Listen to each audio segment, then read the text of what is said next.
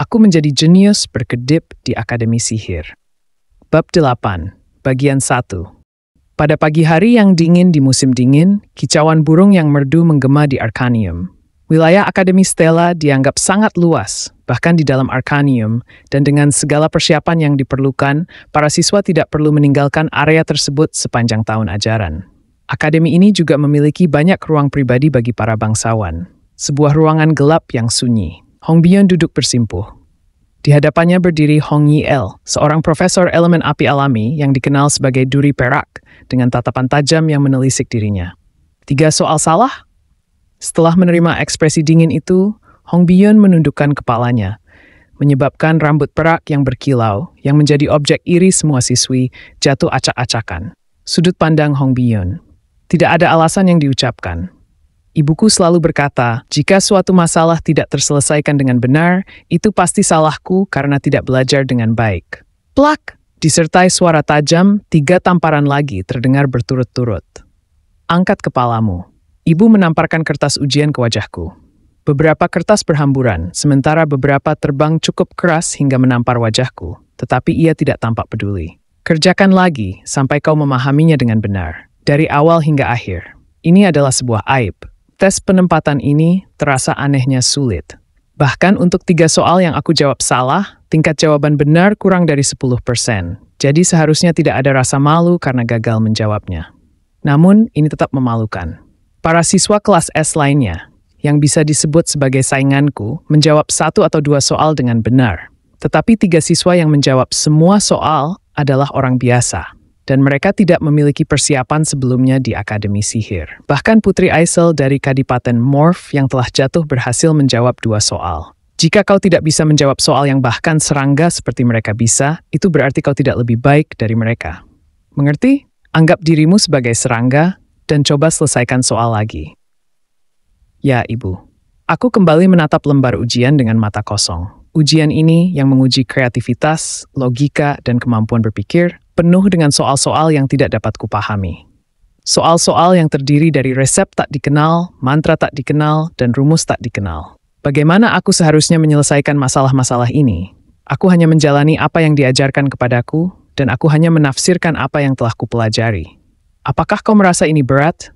Semua ini demi kebaikanmu sendiri. Kau tidak boleh sepertiku. Jika kau tumbuh menjadi aib bagi kerajaan sepertiku yang diusir dan harus menjadi profesor rendahan.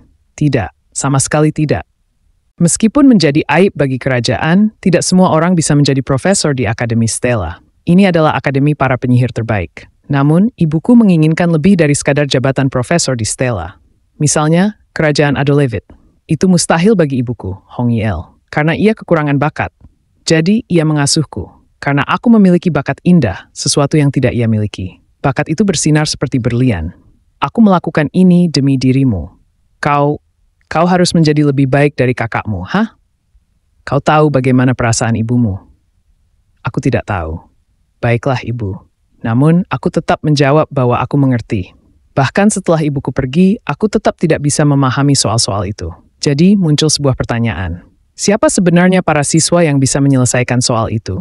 Bagaimana bisa ada penyihir di kerajaan yang mampu menyelesaikan soal yang bahkan aku tidak bisa? Seseorang yang telah belajar sihir sejak usia 3 tahun. Jadi, mengapa aku menyiksa diriku sendiri? Dengan dendam yang terkubur dalam hatiku, aku meraih kertas ujian dengan tangan rampingku. Jika aku tidak menyelesaikan soal ini hari ini, aku tidak akan bisa keluar dari ruangan gelap pribadi dengan penerangan redup ini. Sudut pandang Baekhyusol. Aku tidak bangga akan hal ini. Tetapi dalam kehidupanku sebelumnya, aku cukup pandai bergaul dengan orang-orang. Jadi, saat aku masuk ke Akademi Stella, aku berusaha membangun hubungan baik dengan teman sekelas. Bagaimanapun, ini adalah kehidupan baru, dan mungkin aku tidak bisa kembali, jadi aku harus mencoba menjalani hidup sepenuhnya. Namun, aku berada di kelas S. Kelas S penuh dengan orang aneh yang tidak menunjukkan tanda-tanda bersosialisasi. Usahaku hancur sejak awal. Sebuah desahan keluar. Berbeda dengan kelas F sampai A, di mana ada beberapa kelas dalam satu tingkatan, kelas S hanya memiliki 1 kelas. Dari 1.141 siswa, hanya 41 dari mereka yang berada di kelas S. Jadi aku pikir itu masuk akal. Ketika aku membuka pintu kelas dan masuk, Lebih dari separuh siswa sedang belajar mandiri. Rasanya aku hampir gila oleh suasana yang suram. Jangan belajar terlalu keras. Bersenang-senanglah dan nikmati hidup. Ambil aku sebagai contoh. Aku diam-diam pergi ke kursi belakang. Duduk dan perlahan melihat sekeliling. Ada banyak wajah yang kukenal. Karakter-karakter yang sebelumnya hanya terlihat di layar animasi 2 dimensi atau 3 dimensi, kini menjadi manusia nyata. Selain itu, karena kebanyakan dari mereka populer di dalam game, masing-masing dari mereka akan menjadi selebritas terkenal dalam 5 hingga 10 tahun. Putra mahkota Kekaisaran Skalben dan pewaris Menara Senja, dan lain. Tentu saja, tidak semua terkenal dalam arti positif. Ada kemungkinan 5 penyihir atau lebih yang duduk di sini, termasuk Mayosong, akan mengkhianati dunia sihir dan berbalik melawannya di masa depan. Mereka akan menjadi musuh yang ditakuti karena kemampuan mereka. Kupikir akan lebih baik jika tokoh utama perempuan menghentikannya. Tetapi, siapa yang tahu apa yang akan terjadi? Aku melirik gadis berambut hitam yang duduk di sudut kanan belakang. Dia sedang terfokus belajar mandiri. Aku harus melupakan Edna yang kukenal. Gadis di sana adalah Edna asli yang tidak pernah berhadapan dengan pemain lain. Aku bahkan tidak tahu masa depan apa yang akan ia ciptakan. Yang ku tahu hanyalah informasi tentang peristiwa-peristiwa fragmentaris di masa depan. Tidak baik menarik perhatiannya yang masih berpikir dunia ini hanyalah novel romansa fantasi biasa. Jika aku mulai mengambil langkah berbeda dari novel aslinya, dia akan menyadari keberadaanku. Omong-omong, kau benar-benar terlihat baik. Beberapa siswa di kelas S juga melirikku saat aku mengamati mereka.